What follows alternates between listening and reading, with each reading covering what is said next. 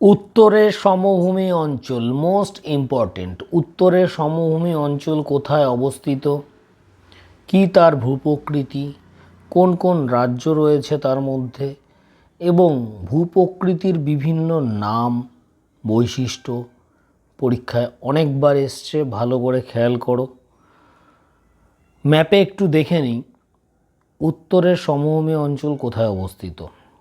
উত্তরে হিমালয় পার্বত্য অঞ্চল এবং দক্ষিণে উপদ্বীপীয় মালভূমির মধ্যবর্তী উত্তর ভারতের সমভূমি অঞ্চল অবস্থিত।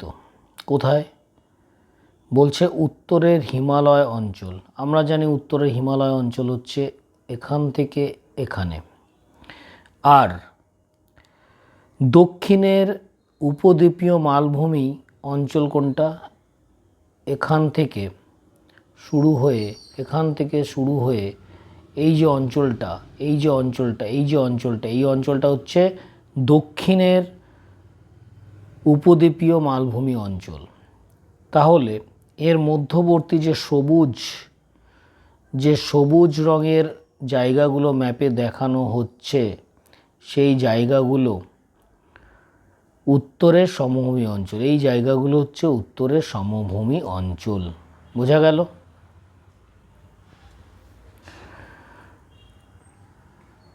সমভূমির উপবিভাগ। উত্তরের এই বিশাল সমভূমিকে 4টি উপবিভাগে ভাগ করা যায়। এই যে সমভূমি অঞ্চল রয়েছে, এই সমভূমি অঞ্চলকে আবার 4 ভাগে ভাগ করা হয়েছে। কি কি সেই ভাগ? এক হচ্ছে রাজস্থানের সমভূমি বা ভারতীয় মরু অঞ্চল। আমরা জানি রাজস্থানে মরুভূমি আছে, এখানে বলছে রাজস্থানের সমভূমি। সমভূমি মানে কিন্তু মরুভূমি নয় এমন ব্যাপার না। সমভূমি মানে মাটিটা সমান, ঠিক আছে? আর মরুভূমি মানে যেখানে বালি আর বালি, চারিদিকে শুধু বালি আর বালি। রাজস্থানে গেলে আমরা দেখতে পাবো রাজস্থানের মাটিটা ঢেউ খেলানো, সেটাকে এখানে সমান বলা হচ্ছে, কিন্তু বালি আর বালি। এই জায়গাটাকে বলা হচ্ছে রাজস্থানের সমভূমি বা ভারতীয় মরু অঞ্চল। অবস্থান পূর্বে আরাবল্লী পর্বত এবং পশ্চিমে সিন্ধু শতদ্রু বিধৌত সমভূমি অঞ্চলের মধ্যবর্তী অংশকে মরুভূমি বা বৃহৎ ভারতীয় মরু অঞ্চল বলে। পূর্বে আরাবল্লী পর্বত ম্যাপে খেয়াল করো।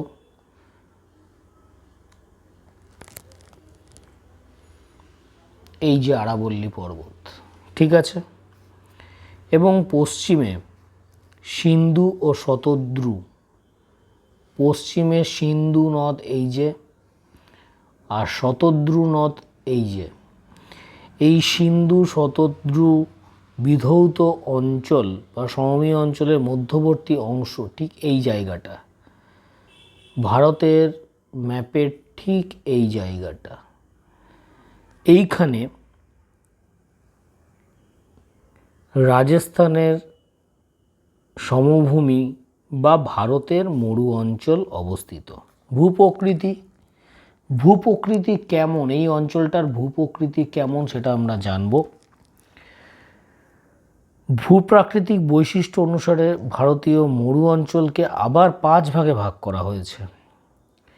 ভূপ্রকৃতিটা কেমন সেটাকে বিস্তারিত জানার জন্য এই অঞ্চলটাকে আবার 5 ভাগে ভাগ করা হয়েছে।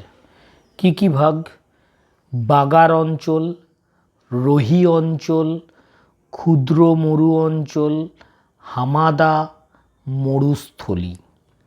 বাগার অঞ্চল কি? মরু অঞ্চলের একেবারে পূর্ব প্রান্ত আরাবল্লী পর্বতের পাদদেশে অল্প বালুকাময় অংশ বাগার অঞ্চল নামে পরিচিত। আরাবল্লী পর্বত কোথায়? এই যে আরাবল্লী পর্বত, এই যে আমরা দেখতে পাচ্ছি আরাবল্লী পর্বত। আরাবল্লী পর্বতের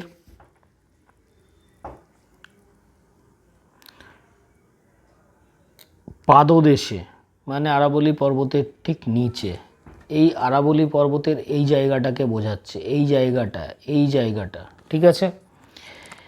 আরাবল্লী পর্বতের ঠিক নিচে বালুকাময় মানে বালি দিয়ে আচ্ছাদিত, বালি দিয়ে ঢাকা অংশকে বাগার অঞ্চল বলে। আবার রিপিট করছি, আরাবল্লী পর্বত,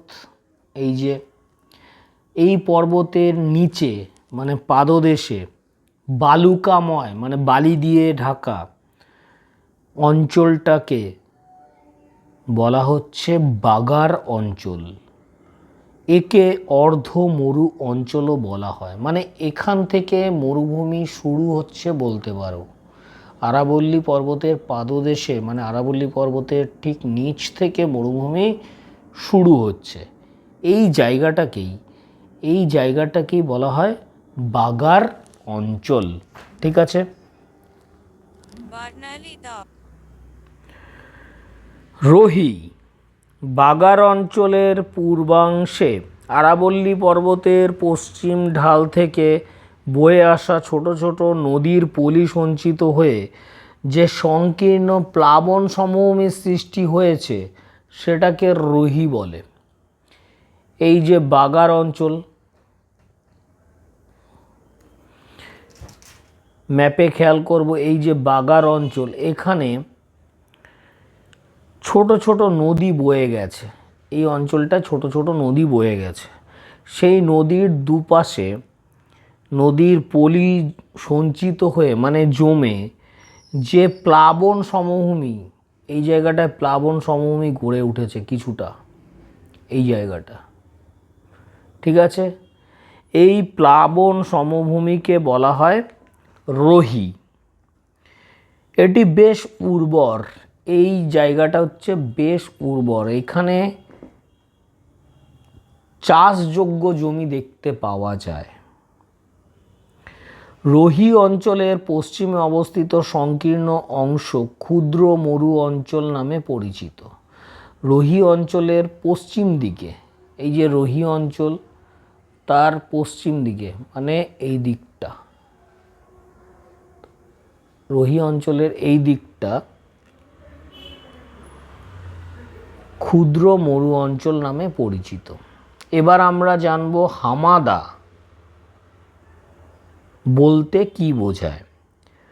ক্ষুদ্র মরু অঞ্চলের পশ্চিম দিকে বালিযুক্ত নরম শিলাস্তর দিয়ে গঠিত ছোট ছোট পাথরে ঢাকা অংশকে হামাদা বা পাথুরে অঞ্চল বলে। ক্ষুদ্র মরু অঞ্চলের পশ্চিম দিকে, এই যে মরু অঞ্চল, ভারতের মরুভূমি, এই যে ভারতের মরুভূমি আমরা দেখতে পাচ্ছি,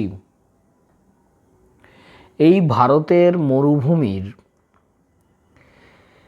পশ্চিম দিকে মানে কচ্ছের রানের এই দিকটা, এদিকে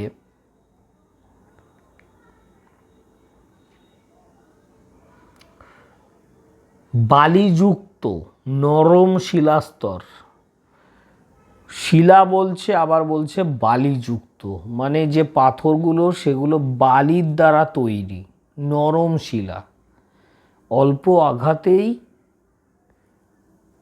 মাটিতে পরিণত হবে, সেরকম শিলাকে বলা হচ্ছে নরম শিলা। সেই ছোট ছোট পাথরের নরম শিলাযুক্ত অঞ্চলের নাম হচ্ছে হামাদা বা পাথুরে অঞ্চল। মরুস্থলী কি? হামাদা অঞ্চলের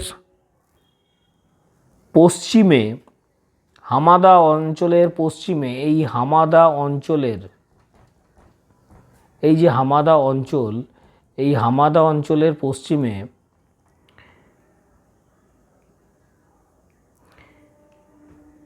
যে বিস্তীর্ণ উদ্ভিদহীন বালুকাময় প্রান্তর দেখা যায়, যা ভারতের সীমান্ত পেরিয়ে পাকিস্তান পর্যন্ত বিস্তৃত, তাকে বলা হয় মরুস্থলী বা বালুকাময় অঞ্চল। টোটাল এই যে এখান থেকে শুরু করে এই যে জায়গাগুলো, ভারতের এই জায়গাগুলো, এখানে কোনো উদ্ভিদ নেই, এই জায়গাগুলোতে কোনো উদ্ভিদ নেই, ঠিক আছে? এই জায়গাগুলোতে শুধু আছে বালি আর বালি। কিছুটা ভারতে আছে, কিছুটা ভারতের পার্শ্ববর্তী দেশ পাকিস্তানের মধ্যে রয়েছে। এক প্রান্ত থেকে আরেক প্রান্ত দেখা যায় না, শুধু বালি আর বালি। উদ্ভিদ নেই বললেই চলে। দু একটা ক্যাকটাস জাতীয় গাছ হয়তো দেখা যেতে পারে, কিন্তু বাকিটাই পুরোটাই বালি দিয়ে আচ্ছাদিত। এই অঞ্চলটাকে বলা হয় মরুস্থলী বা বালুকাময় অঞ্চল। মরুস্থলীর পশ্চিমাংশ থর মরুভূমি নামে পরিচিত। এই যে মরুস্থলী, এর পশ্চিম দিক মানে এই দিকটা থর মরুভূমি নামে পরিচিত।